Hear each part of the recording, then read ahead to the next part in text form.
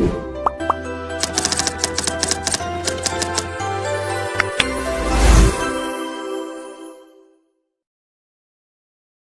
gave me a joke apron for Father's Day. It said "the spare dad" in bright red letters, stitched across the chest like it was funny. Everyone laughed. Even my wife. Even my kids. I stood at the grill, flipping burgers in the summer heat while the rest of them sipped lemonade under the shade, not offering to help, not even acknowledging the effort. Just laughter and a few offhand comments like, "Don't burn the veggie ones, spare dad. And that's your new name now, huh?" I smiled. Or at least, I think I did. Something in my face moved. I kept my head down and let them joke. My name is Greg. I'm 43. Been married 19 years. 3 kids, 15, 12, and 9. I'm not some tragic figure. I'm just a guy who did what he thought was right. Worked a regular job, paid the bills, did the carpool runs, handled school lunches, dentist appointments, laundry when needed. I didn't always get it perfect, but I was there. I was steady. I was reliable. And somewhere along the way, I stopped being anything else. You don't notice the shift right away. It starts small. The missed thank yous. The rolled eyes when you ask for help unloading groceries. The forgotten coffee order, even though you've been getting the same one for 7 years. And then you get a card on Father's Day that says, "We love you," even if you're not the fun one. A joke, supposedly. But the paper still sits in the trash, crumpled and greasy from the burger grease on my hands when I threw it away. I should have seen it earlier. How they treated me like the backup parent. How anytime something went wrong, bad grades, missed practices, sibling fights, it was, "Where were you, Greg?" But when things went right, that was Michelle. That was Mom. My wife, the shining star. She's magnetic. The kind of person who walks into a room and people notice. PTA president, active in the neighborhood group chat, organizes events, bakes for the bake sale, does Pilates with the moms at the country club. Everyone loves her, including the kids. I don't resent her for that. Not exactly. It's not her fault she's likable. It's not even her fault the kids lean more toward her. What gets me is that she let it happen. No correction. No, your dad helped too. No, Greg's the one who made that happen. Just silence, letting me fade into the background until I became a punchline. That Father's Day, the signs were all there. My youngest, Ellie, handed me the gift bag with the apron in it and laughed before I even pulled it out. She thought it was hilarious. The older two didn't say much, just kind of smirked. Michelle? She kissed me on the cheek and said, "Don't be such a grump. It's cute." Then she handed me the spatula and said, "Fire up the grill, chef spare." So I grilled. Quietly, like I always do. I watched them talk and laugh and play lawn games while I stood over the heat, flipping meat, brushing on sauce, listening to my own heartbeat get a little heavier every time someone called me spare dad, like it was normal now. It wasn't just Father's Day. That was just the moment I started paying attention. I began to look at things differently after that. A few days later, I noticed my oldest, Mason, came home from soccer practice and walked right past me without a word. Michelle called from the kitchen, "How was practice?" And he lit up, sat at the counter, and talked for 10 minutes straight. I was sitting right there. I asked one question, "Did you score today?" And he shrugged. "Nah," he said. That was it. A week after that, my middle one, Sam, had a science fair. I took off work to be there. Michelle had a meeting.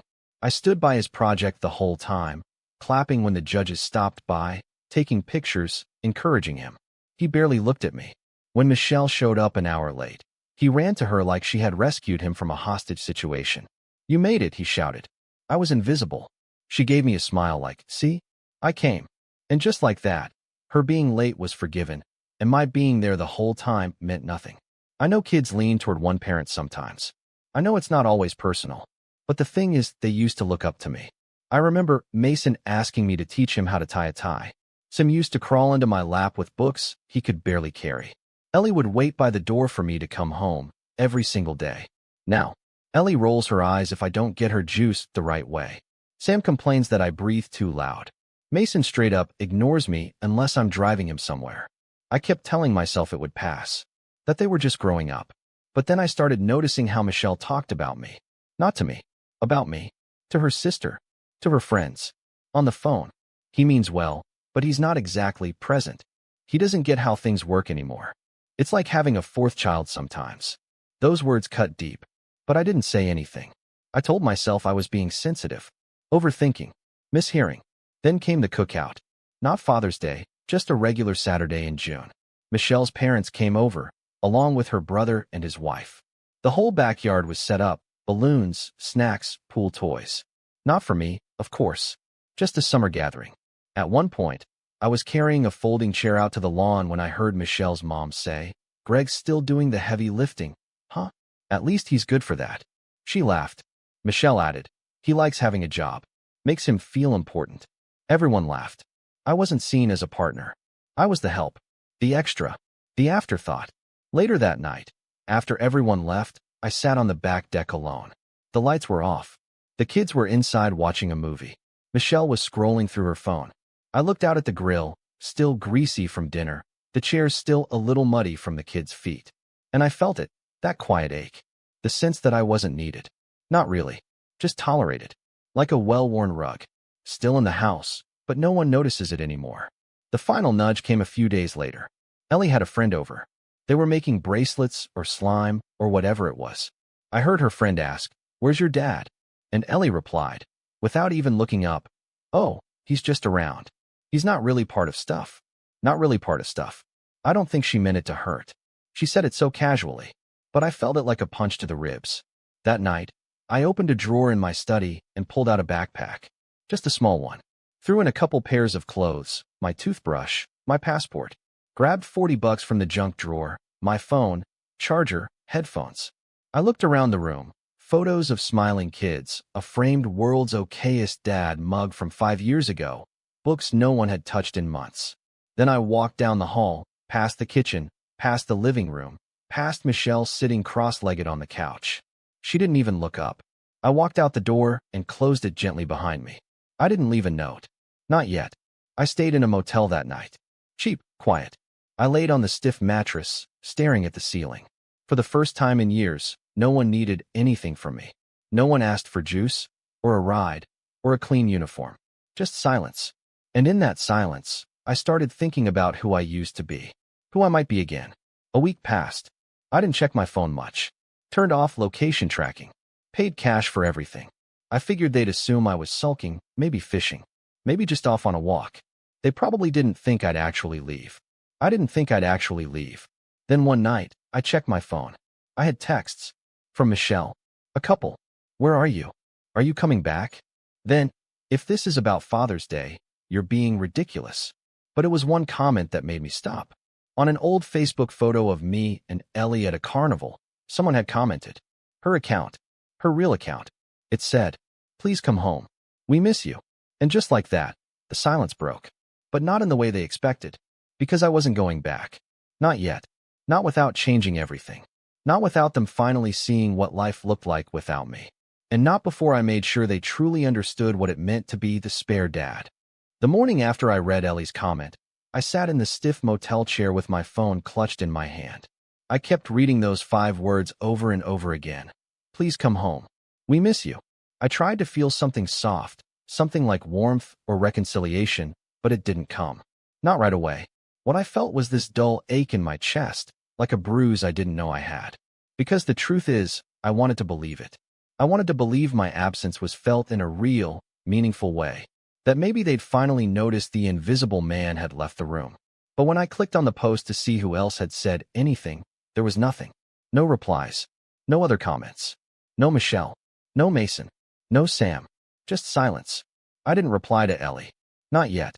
I was watching now. Listening. Waiting. I stayed in that motel for another 3 days, surviving off diner coffee and fast food. I kept the TV on in the background to drown out my thoughts, but they always crept in anyway.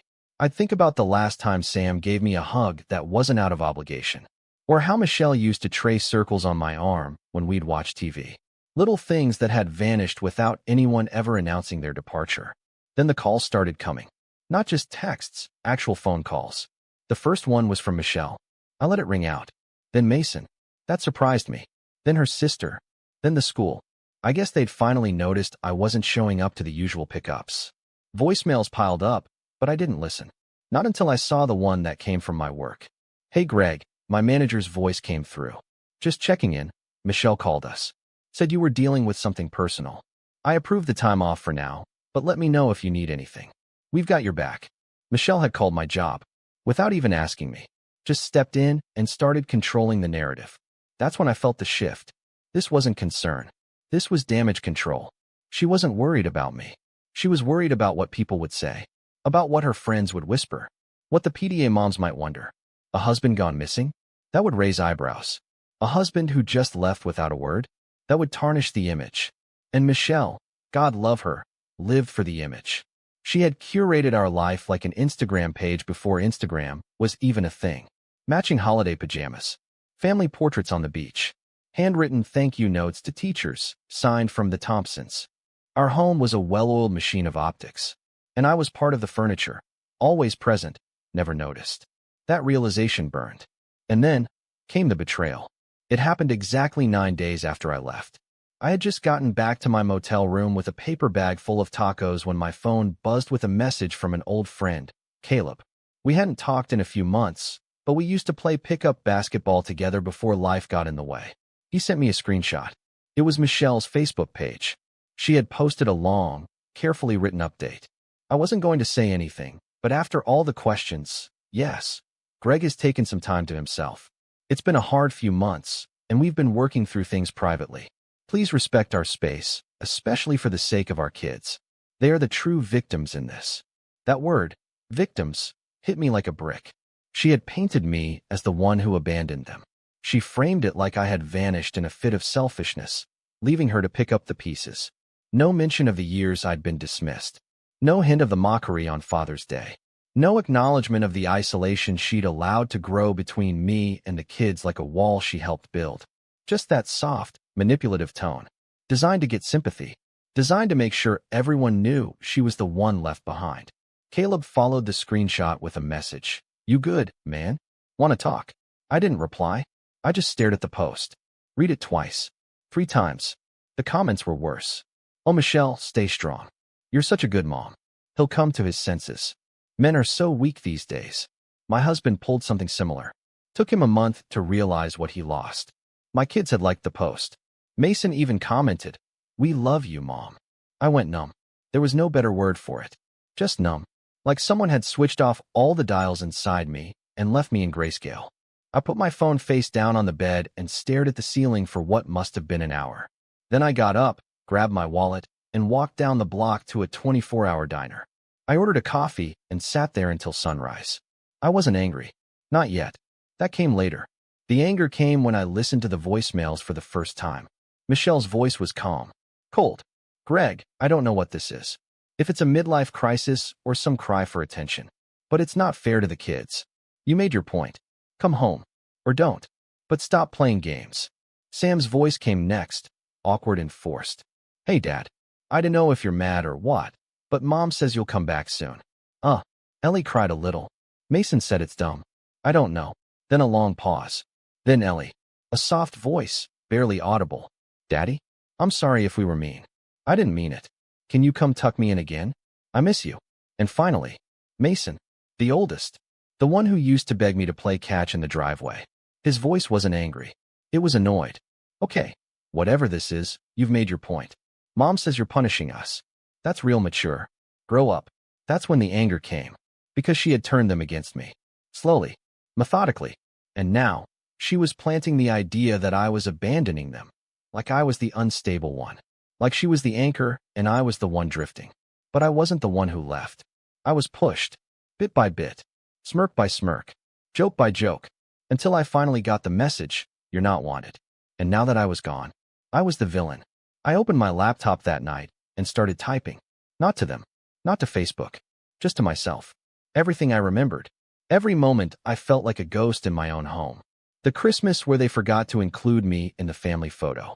The birthday when I got an Amazon gift card and a plastic cup that said, "World's okayest dad," while Michelle got diamond earrings and a handmade scrapbook. The times I had to beg for family dinners without phones at the table, only to be told I was killing the vibe. I wrote until my fingers ached. Then I made a plan. I wasn't going to storm back in with a speech. I wasn't going to beg for my place again. I was going to watch, to listen, to let them unravel without me. Because the truth was, I had been the glue. They just didn't know it. Not yet. But they would, starting with the little things. The school forms that didn't get signed. The carpool that didn't run. The forgotten soccer game. The lost library book. The mystery stain no one cleaned. I wasn't going to fix it. Not this time. And when it came time to make a real choice, when they needed me and expected the old Greg to show up, smiling and quiet and dependable, I was going to make sure they understood what they lost. Not in anger. In silence. Because nothing is louder than the absence of someone who used to say yes. And the loudest silence was yet to come. I didn't go home. Not the next day. Not the next week. And if I'm being honest, there were nights I wasn't sure I'd ever go back. Not out of spite. Not out of pride. Just because I didn't think I could walk through that front door and pretend things were normal again. Because nothing about it had ever really been normal. Not the way I was treated. Not the way I was erased. So I stayed gone. But staying gone came with a cost. After 2 weeks in that motel, the walls started closing in. Not just metaphorically, I mean literally. There was a leak in the ceiling above the bathroom. The TV only played static half the time. The Wi-Fi cut out every other hour. The towels smelled like bleach and mildew, and the air conditioner rattled like a dying lawnmower. And I was running out of cash. I'd left with $40 and a card I hadn't used much, an emergency credit card Michelle and I shared. She must have shut it off after the Facebook post, because it got declined at a gas station when I tried to fill up. That was the first time I felt something close to panic crawl into my throat. I had a bit of money in a personal savings account. Not much. Just the leftover paychecks I'd stashed from side gigs over the years. Birthday money. Christmas bonuses. But it wasn't meant for escape. It wasn't meant to survive on. I needed a plan. So I moved. I found a small studio apartment above a tire shop on the edge of town. It smelled faintly of rubber and old coffee, but it had a working stove, a bed that didn't creak like a haunted house, and enough space to stretch my arms without bumping into furniture. I paid the first month's rent in cash, told the landlord I'd get a job nearby, and promised to stay quiet. He didn't ask questions, just handed me a key. That place became the cocoon I didn't know I needed. No pictures on the walls. No toys underfoot. No laughter in the next room that didn't include me. Just quiet. And for a while, that silence was sharp and heavy. But slowly, very slowly, it softened. Became something I could breathe in. I started waking up early. Not because I had to, just because I wanted to. I'd make coffee, sit on the narrow balcony with a chipped mug, and watch the sun rise through a tangle of power lines and rooftops. I'd take walks to the park nearby, sit on benches, and listen to strangers talk. Sometimes I'd strike up conversation with old men walking their dogs or teenagers waiting for the bus. I hadn't done that in years. Just talk to people with no agenda, no errands, no pressure. It was strange how the absence of responsibility made me feel alive again. Still, there were hard days. I missed Ellie the most. Her tiny voice on that voicemail replayed in my head more times than I'll admit. I missed Sam's dry humor, even when it came laced with preteen attitude. I missed the way Mason used to sneak chips from the pantry late at night, thinking I didn't notice. And yes, I missed Michelle too. Or at least, the version of her I used to believe in. But every time I thought about going back, I remembered that apron. The spare dad. And I remembered the way they laughed while I stood at the grill, sweating, unthanked, unseen. I couldn't go back to that. So I moved forward. I took a part-time job at a local hardware store. Nothing glamorous. Just stocking shelves, helping people load mulch into their trunks, sweeping aisles. But it felt good to do something with my hands again. To be needed, even if just to explain the difference between two kinds of screws. The manager, Luis, was a short guy with bad knees and a loud laugh. He didn't ask about my past, just trained me, handed me a uniform, and told me to show up on time. I did, every day, and slowly, I felt myself standing a little taller. One day, Luis tossed me a clipboard and said, "You're good with customers. Want to help run inventory next month?" I hadn't been offered something in years. Not like that. Not based on my merit. Not based on being seen. I said yes. And then something strange started happening. I started writing again. I used to journal in college. Nothing serious. Just thoughts, sketches of stories, overheard conversations I wanted to remember. But one night in the apartment, I found a half-used notebook in my backpack. I opened it, and I wrote. At first it was just memories. A story about Mason's first lost tooth. A list of things Ellie used to say wrong, like Bissetti and liberi. A moment when Michelle danced barefoot in the kitchen with the kids, and I stood in the doorway thinking this is happiness. Then the memories turned into letters. Not ones I planned to send, just things I needed to say, things I never got to. To Michelle, you stopped looking at me like I mattered. You stopped asking if I was okay. And maybe I stopped showing it, but I needed that. To Mason, you're old enough to understand. And one day, I hope you look back and ask yourself if you were kind. Because I was trying, even when you didn't see it.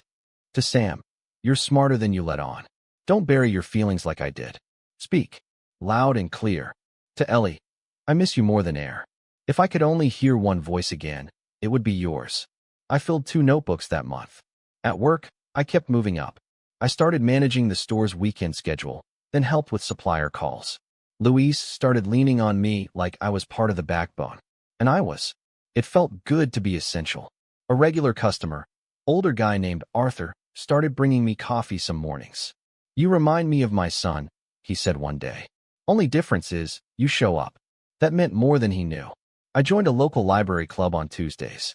Just a group of folks who shared stories, read chapters aloud, and gave feedback. I didn't say much at first, just listened. But one day, I read a short piece I'd written about Father's Day. Not my Father's Day, just a version. Fictional, technically. About a man who flipped burgers while his family joked behind his back. When I finished reading, the room was quiet. Then a woman in her 60s leaned forward and said, "That hurt in the best way. Whoever he is, I hope he finds peace." I just nodded.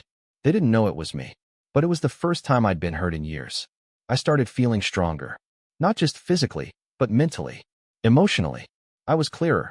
Sharper. I'd go days without thinking about the house I left. Without checking Michelle's Facebook.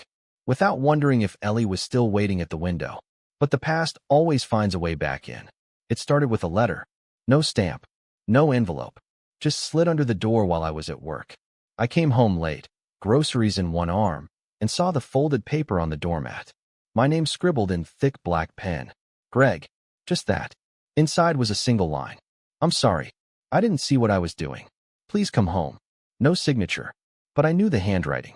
Michelle. I sat on the floor for a long time with that note in my hand. My keys were still in my fist.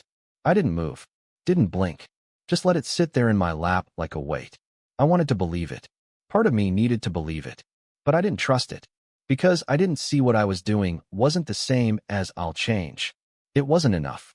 A week later, I got another message. This time on Instagram. From Mason. It was a photo of my old toolbox. The one I kept in the garage. It was open, tools scattered. Ellie wanted to build something for school. Mom didn't know where anything was. Said to ask you. No, how are you?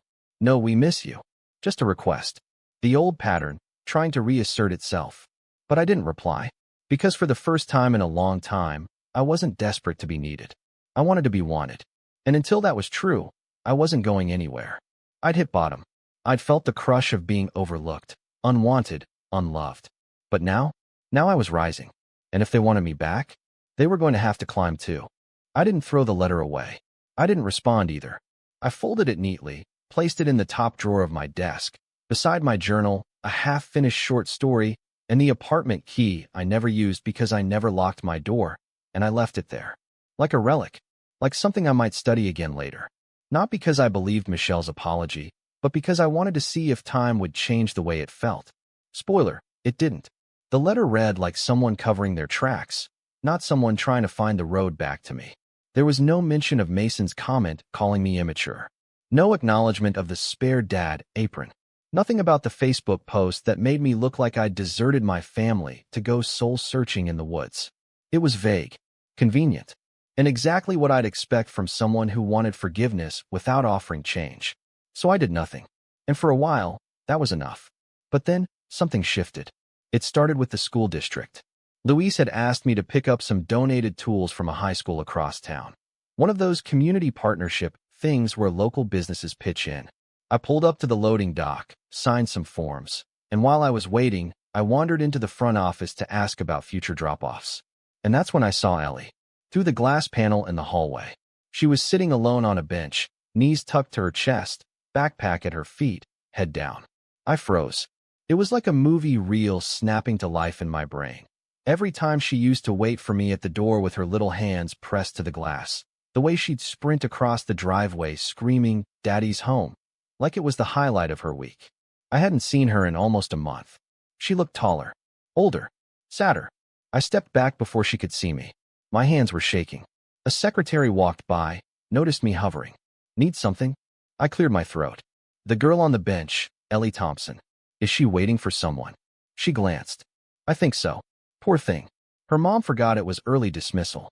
Bus already left. We called but no answer. Happens a lot lately." I nodded, said thank you, and left. But the seed was planted. Happens a lot lately. That wasn't like Michelle. For all her flaws, she never missed pickups.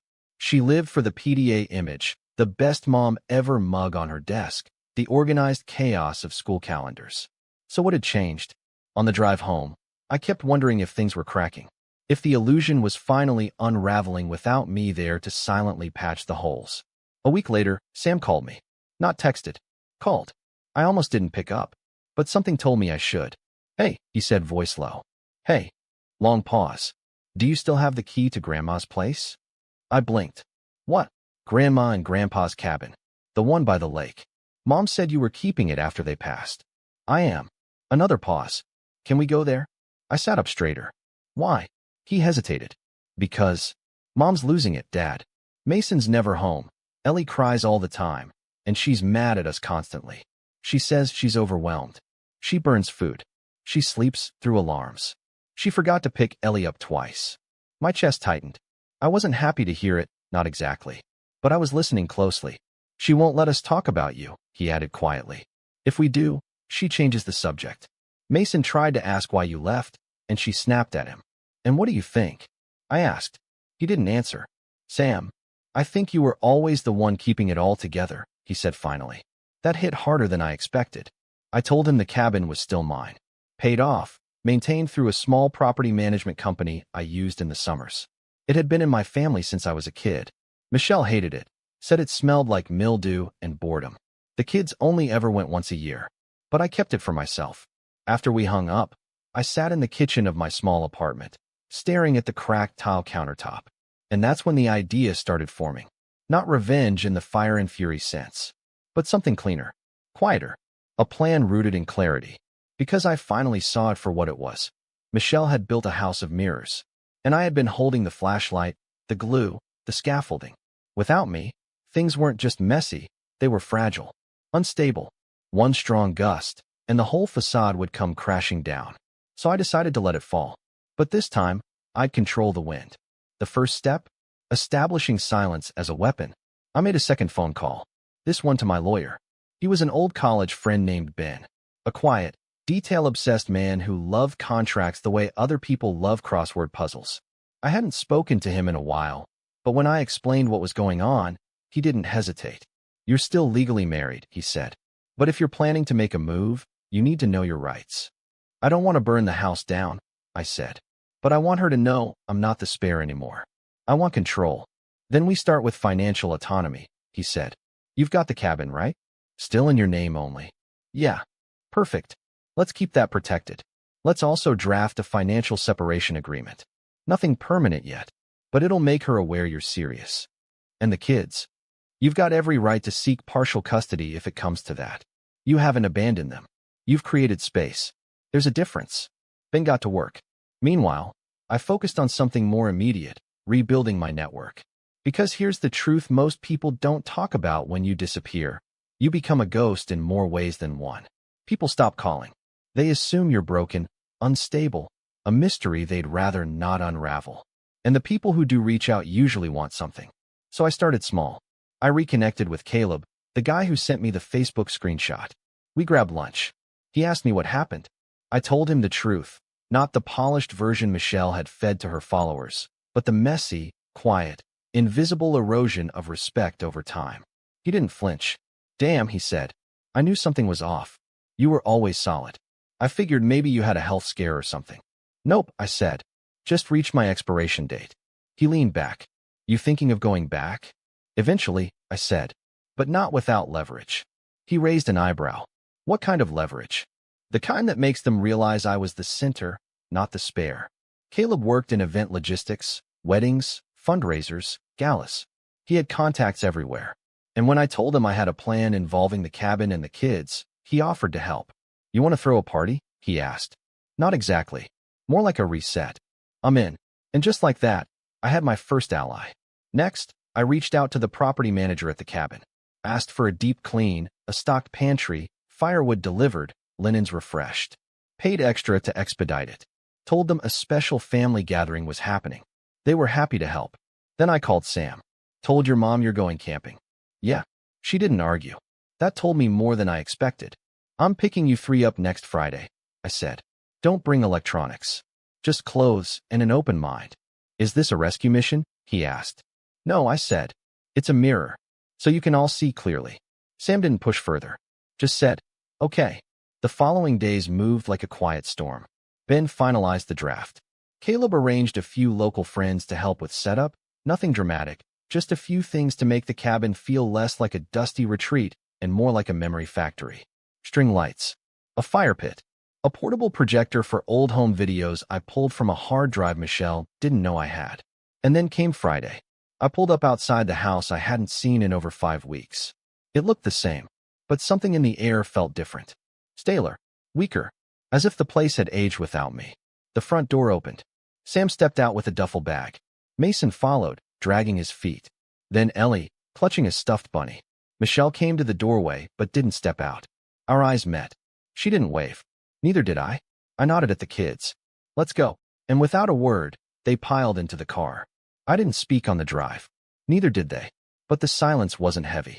It was full. At the cabin, I let them settle in. Gave them time to adjust. Then, after dinner, mac and cheese over the fire, just like the old days, I turned on the projector. Old footage played against the side of the cabin. Christmas mornings. Beach trips. Sam learning to ride a bike while I ran beside him, nearly tripping. Mason asleep on my chest. Ellie on my shoulders, squealing with laughter. No narration. No speeches. Just memories. And somewhere in the middle of it, I saw Mason wipe his face. The power wasn't in the images. It was in what was missing from them. Michelle. She was always there, but just off screen. Taking the photo. Making the plan. Managing the moment. But I was in them. With them. And finally, they saw it. This was only the beginning. The next morning at the cabin was quiet in a way that felt earned, not awkward. The kids slept in, tangled in blankets like they used to when they were little. I sat on the porch with a mug of coffee, watching the fog lift off the lake. And for the first time since I'd left, I didn't feel like I was waiting for the other shoe to drop. I felt steady, grounded, ready. When they woke up, we ate pancakes and bacon at the old table with the wobble in the leg. No phones. No rush. Mason cracked a joke about my pancakes being aggressively fluffy, and Sam laughed so hard he snorted. Ellie leaned into my side like it was the most natural thing in the world. I didn't comment on it. I just let it be. After breakfast, I told them we were going for a walk. We followed the path down to the water, the same one I'd walked with my dad when I was their age. We sat on a fallen log, and I finally said the thing I'd been rehearsing for weeks, not as a speech, but as a truth. "I didn't leave because I don't love you," I said. "I left because I stopped loving myself in that house. And I didn't want you growing up thinking that was normal." Mason stared at the lake. Sam picked at a splinter on the log. Ellie watched my face like she was memorizing it. "I didn't know," Sam said quietly. "I know," I said. "That's not on you." Mason swallowed. "Mom said you were punishing us." I nodded. "I know she did." "Were you?" he asked. I shook my head. "No. I was protecting something. Me.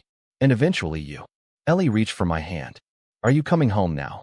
I squeezed her fingers. "Not the way things were. But I'm not disappearing again." That afternoon, I made the call. Michelle answered on the second ring.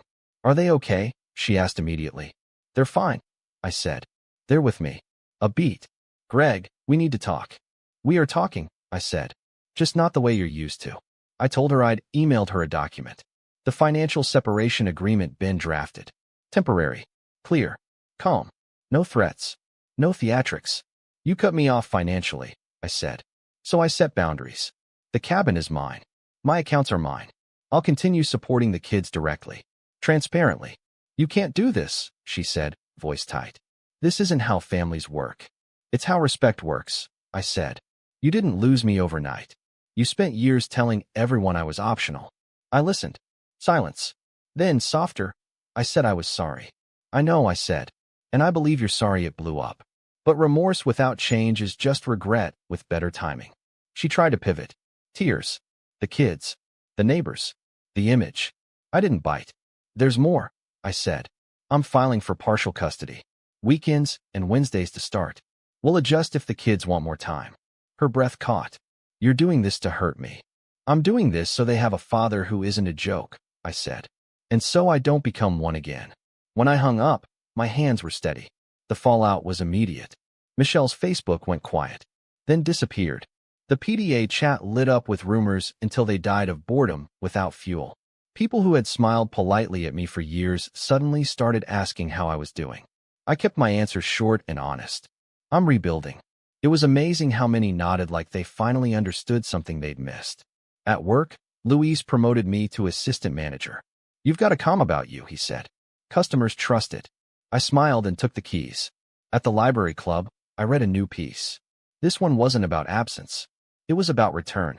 About choosing yourself without burning the bridge behind you. Arthur clapped first. The woman in her 60s wiped her eyes. The custody hearing was anticlimactic. No shouting. No theatrics. Just facts. Schedules. Receipts. A judge who listened. When it was over, the order was clear. The kids would be with me more. Michelle would have to adjust. The kids adjusted faster than anyone. Mason started coming over on Wednesdays, asking for help with college essays. You're good at this, he said, surprised. I smiled. I've been paying attention longer than you think. Sam brought his science projects to my place and actually wanted feedback. We built something together that didn't work the first time. We fixed it.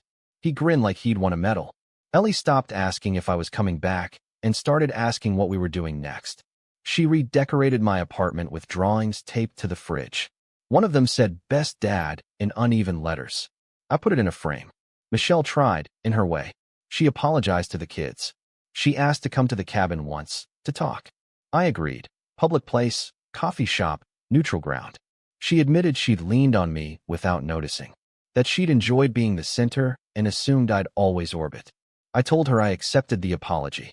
I didn't promise more. Time did what it always does. It revealed patterns. It rewarded consistency. The kids saw who showed up. Over and over. Quietly. One afternoon, months later, we were all at the lake again, my weekend this time. Mason stood on the dock, phone in his pocket, and said, "Hey, remember that apron?" I nodded. I told Mom it wasn't funny, he said. I should have said it then. I put a hand on his shoulder. You said it now. Sam laughed. We should burn it. Ellie gasped. No, we should make it into a dish towel. We laughed. I laughed until my sides hurt. That night, after they fell asleep, I sat on the porch and looked out at the water. I thought about the man at the grill, smiling through the heat while everyone laughed. I wished him well. I thanked him for getting me here. And I let him go. I didn't get revenge by yelling or humiliating anyone. I didn't expose messages or win arguments online. I did something better. I became undeniable. I became present without being expendable. I stopped auditioning for a role I already deserved. And the last thing I wrote in my journal that night was this. I was never the spare. I was the foundation. And when I stood up, everything finally found its balance. Because fame is its own world and definition, because it really is based upon what other people think of you.